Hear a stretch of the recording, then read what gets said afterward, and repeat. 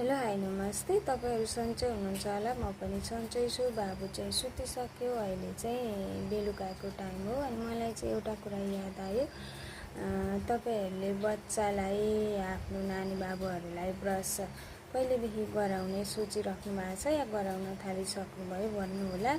मैले चाहिँ बाबुलाई ब्रस गराउनको लागि 1-2 महिना अगाडिदेखि नै कोसिस गरिरहेको थिएँ र पनि त्यस्तो राम्रै सफल बनिरहेको थिइनँ। अनि जस्तै चाहिँ मेडिकल गएर त्यहाँनिर बुझ्दाखेरि चाहिँ बाबु नानीहरूकै लागि युज गर्ने मन्जन पाउँदो रहेछ। अनि अब ब्रस त यो सफ्टवाला उनीहरूकै लागि बेबीहरूकै लागि बनेको। अनि यो हिमालयनको टुथपेस्ट पाउँदो रहेछ 80 ग्रामकोलाई 150 पर्दो रहेछ।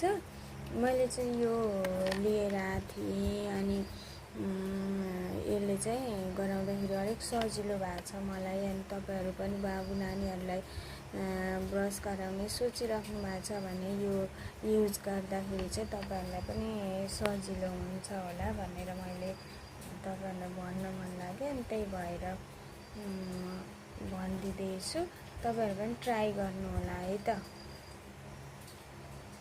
अहिलेलाई बाई।